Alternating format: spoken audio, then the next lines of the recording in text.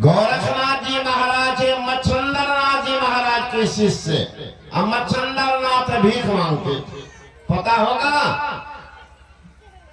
भीख मांगते थे। क्षमता कैसी, भीख मांगते ये घर। एक नाई भिक्षा लेके निकली। अब मच्छंदरनाथ देखने में भी दिव्य सुंदर थे, अरे लंबे चौड़े हट्टा कट।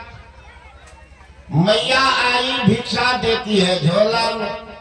अब भिक्षा देने के बाद लौटी तो रोने लगे। ये तो अबाक हो गए, तो ये पश्चाताप की रुलाई आवाज लगाते हैं मच्छंदरनाथ, अरे माई, ओ माई, रुक गई। तुम रोई क्यों? भिक्षा डाल के रोई क्यों? भोली भाली माई बोलती है कि बाबा मैं ब्राह्मणी हूं, और ये देखो मकान, ये महल, ये जमीन, ये जायदाद हमारी है, लेकिन हर बदकिस्मत अभी तक इनको भोगने वाला उत्तराधिकारी नहीं आया। मतलब निसंतान। बाबा मैं आपको देखी, मेरे मन में एक भावना की ज्वार उठ पड़ी, हरे बदकिस्मत, ये भी किसी माँ का ही बेटा। वो माँ कैसी सौभाग्यशालिनी थी, ऐसे संत पुत्र को गोद में खिलाई होगी, जिनके द्वारा हजारों कल्याण, करोड़ों के कल्याण करने के लिए निकल पड़े। मैं ऐसी अभागिनी अभी तक गोद खाली। इसलिए बाबा रुलाई आ गई अपनी बदकिस्मती पर। वो माँ कैसी सौभाग्यशालिनी थी, ऐसे संत पुत्र को गोद में खिलाई हो, जिनसे हजारों लाखों का कल्याण हो रहा। मैं कैसी अभागिनी, एक भी संतान। निश्चल भावना माई की मच्छंदरनाथ दयाद्र झोला में हाथ डाले, निकालिया भस।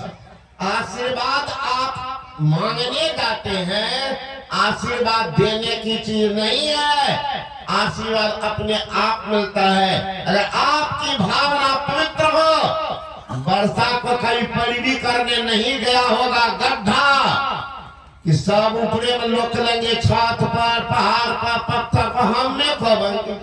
गड्ढा है, पानी अपने आता है, छत पर नहीं रुकने वाला है। उसी तरह से भावना अगर पवित्र हो, आशीर्वाद अपने होता फला करता है। और लाख आप कपार रगड़ के रह जाइएगा, अहंकार की पटवी कपार पर आशीर्वाद नहीं मिलेगी। मच्छंदरनाथ दया उमड़ गया, निकाला भस्म झोला, लो ना, खा लेना, लड़का होगा, मैं 12 वर्ष के बाद आऊंगा लड़का उपदेश करने के लिए, तब तक सुरक्षित है। मच्छंदरनाथ चले गए। अब माताएं की स्वभाव होती है, उनका मुंह बंद ही नहीं रहेगा। आंगन जाके कहती है अब मैं भी खुद किस्मती कहलाऊंगी, मैं सौभाग्यशालिनी बनूंगी। कहा तुमको क्या मिला है? कि बाबा आए थे, दिए हैं, बस खा लेना, लड़का होगा। अब माए दाई लगी उनको बरगलाने कि बाबा कहाँ के थे? का पता तो नहीं था। क्या नाम था बाबा का? वो भी नहीं जानती। कहाँ का है, क्या नाम है, वो भी नहीं जानती। करना कहाँ आए थे?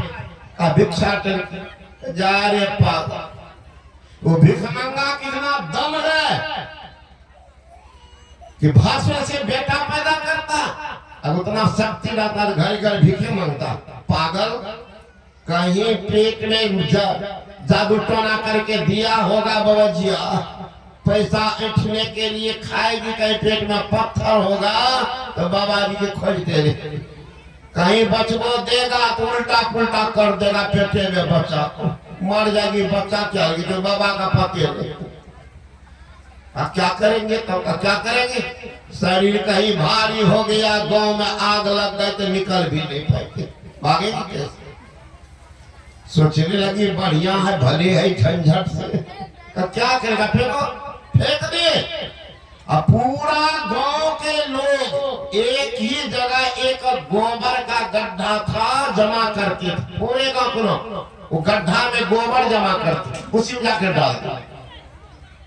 12 वर्ष के बाद मच्छंद्रनाथ पहुंच गए,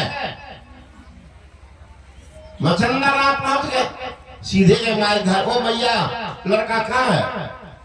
डर गए कि बाबा मैं खाई नहीं, खाई,